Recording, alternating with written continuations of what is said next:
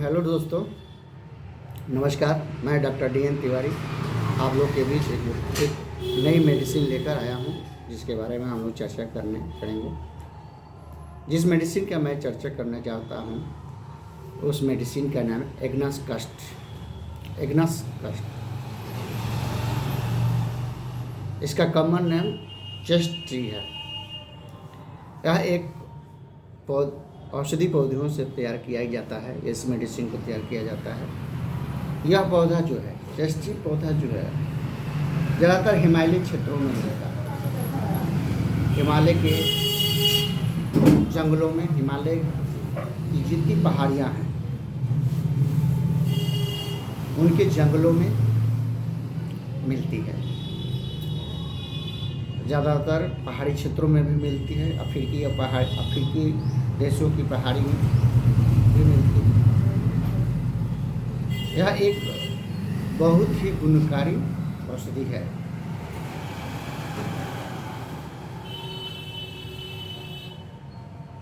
यह मेडिसिन जो है, आज का जो ज़माना है, ज़्यादातर युवा और युवतियों में, लड़के और लड़कियों में जो जवानी के मुहाने पर रहते हैं या जवानी के टीनेज कहिए या कहिए कि 15 से लेकर 20-22 साल की उम्र के जितने नौजवान हैं, चाहे वो लड़का हो या लड़की, उनको बहुत सारी गलत आदतें लग जाती हैं, जिसके वजह से उनकी जो है मानसिक स्थिति, शारीरिक स्थिति दयनीय होने लगती है और जो अपने मूल्य कार्य है उससे वह भटक कर दूसरे लक्ष्य की तरफ बढ़ने लगते हैं। यह औषधि जो है आज के कलयुग का मेडिसिन कहिए तो खराब नहीं है। ज़्यादातर युवा अवस्था में गलत आदतें युवतियों को लग जाती हैं। जो शादी से पहले जो कर्म नहीं करना चाहिए उसको वो करते हैं। जो हमारे मानव के लिए जो चीज़ें एक संस्कार के रूप में देखा जाता है, वो चीज़ जो है शादी से पहले ही युवा युवतियाँ करना शुरू कर देते हैं और इतने वो उसमें मग्न हो जाते हैं जिससे जो है उनको ये समझ भी नहीं आता है ये सही है या गलत। युवाओं में ज़्यादातर हम लोग देखते हैं हस्त मैथुन, एनस मैथुन, पशु मैथुन आदि क्रिया करने की प्रवृत्ति बढ़ जाती है। युवतियों में भी यह प्रवृत्ति मिलती है, जो सामाजिक स्तर से इसको शादी के बाद की क्रिया मानी जाती है। वो इस सब प्रवृत्ति इनके अंदर शुरू हो जाती है, जिसका परिणाम होता है कि वो अपने लक्ष्य से भटक जाते हैं। माँ बाप के जो सपने होते हैं उससे वो भटक जाते हैं। उनकी करियर की जो लक्ष्य होता है उससे वो भटक जाते हैं और गलत प्रवृत्ति की तरफ बढ़ने लगते हैं और ऐसे ऐसे पाप करने लगते हैं जो समाज में हम सोच नहीं सकते हैं, देख नहीं सकते हैं, सुन नहीं सकते हैं। उस चीज़ को वो अपनाने लगते हैं और उनको लगता है कि दुनिया यही है, स्वर्ग यही। लोग कहा गया है कि पाप से घृणा करना चाहिए, पापियों से नहीं। तो एज एक डॉक्टर होने के नाते हम लोग इस तरह की जो प्रवृत्ति से गुजरते हैं तो इतने बड़े पाप कर देते हैं जिससे उनकी शारीरिक मानसिक स्थिति इतना दयनीय हो जाता है कि वो फिर समाज में मुँह दिखाने के लायक नहीं रह जाते हैं।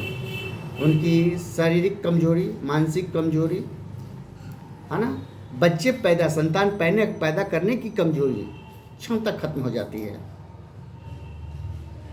युवाओं में तो यह तक देखा जाता है कि उतने वो गलत काम कर चुके रहते हैं कि वो शादी करने से डरते हैं। यहाँ तक कि उनके मृत्यु आत्महत्या करने की मनोवृत्ति बढ़ जाती है। शादी अगर गार्जियन के दबाव में आकर वो कर भी लेते हैं तो अपने पत्नी के पास जाना नहीं चाहते।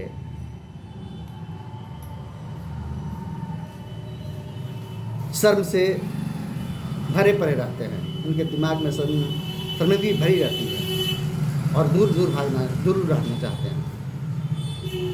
इस कदर उनके अंदर नापसंदता आ जाती है कि वो अपने परिवार से ही दूर रहना उचित समझते हैं।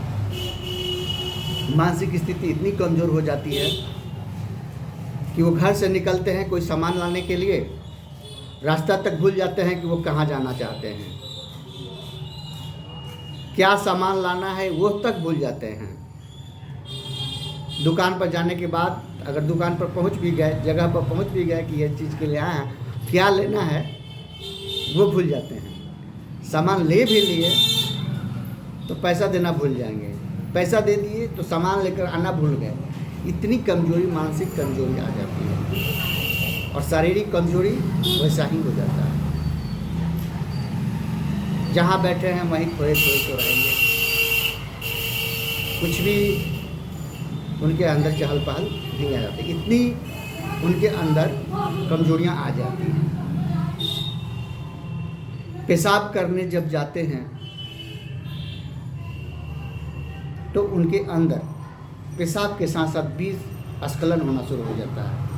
इस तरह से उनके शरीर से वीर्य क्षीण हो चुका रहता है कि पेशाब के रास्ते भी से भी वीर्य पेशाब की तरह टॉप निकलना शुरू हो जाता है।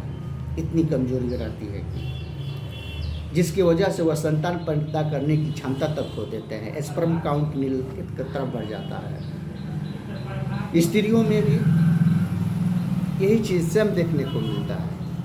जो स्त्रियां शादी से पहले इस तरह के कर्म रास्तों से गुजरती हैं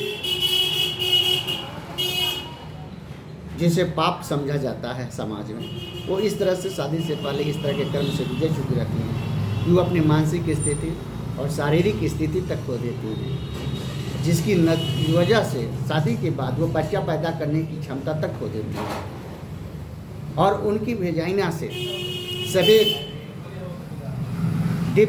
डिस्चार्ज होने लगते हैं, जिसके वजह से उनकी जो है बच्चा पैदा करने की क्षमता तक खो देती है। शरीर काफ़ी कमज़ोर हो जाता है। मानसिक स्थिति तो वही रहती है।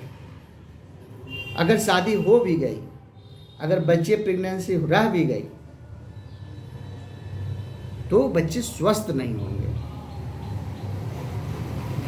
इतनी कमजोरी आ जाती है। स्त्री की उनकी शारीरिक और हार्मोनल डिसऑर्डर आ जाते हैं।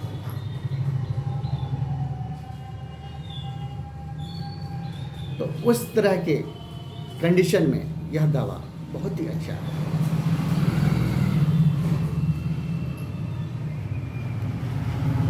यह दवा इस तरह के रोगियों को जो अपने वीर्य की क्षमता खो चुके रहते हैं, आपकी शारीरिक क्षमता खो चुके हैं, बच्चा पैदा की क्षमता खो चुके रहते हैं, उनके पेनिस में एक्साइटेशन नहीं होता है, तनाव नहीं होती है और तो उनके अंदर एक तरह की खांसी, बेचैनी उत्पन्न होती है, खांसी होने लगती है और खांसी इतनी होती है कि वो लगता है जैसे उनको टीबी हो गया है। शारीरिक कमजोरी वैसे ही हो जाती है, उसी तरह हो जाती है और खांसी आती है, सुखोसा खांसी आएगी, जैसे लगेगा कि उनको टीबी हो गया है। तो उस कंडीशन में ये मेडिसिन बहुत अच्छा काम करता है। इस तरह से गुजरते हुए उनके शरीर से जब रात में सोते हैं तो उनके रात से पसीना बहुत आता है। कब्ज की शिकायत उनको होना शुरू हो जाती है। कब्ज की शिकायत ऐसा होता है कि वो बाथरूम जाते हैं तो लैट्रिन नहीं होता, कुछ भी खाते हैं लगता नहीं है शरीर में, खाने की इच्छा नहीं होती है और खा भी लें तो लैट्रिन बाथरूम जो है समय से नहीं जाते हैं। कब्ज इस तरह से घर का जाता है। कब्ज की वजह से उनको एनस जो होता है, एनीमा, पैखाना उतारने का एक मेडिसिन आता है, उसको लगाना पड़ता है। उसके बावजूद भी जो है पैखाना उनको नहीं होता है। अगर पैखाना लगा भी, अगर लग रहा है कि जैसे पैखाना होगा, लेकिन वो होता नहीं है, पुनः वो ऊपर की तरफ चढ़ जाता है, उस कंडीशनों में ये मेडिसिन को अच्छा करता है। आशा करता हूँ यह मेडिसिन जो है इस तरह की रोगों में दिया जाता है, एग्नस कटोस। आशा करते हैं कि यह मेडिसिन आप लोगों को पसंद आई होगी। अगर पसंद आई हो तो कृपया लाइक करें, शेयर करें, सब्सक्राइब करें। बहुत बहुत धन्यवाद।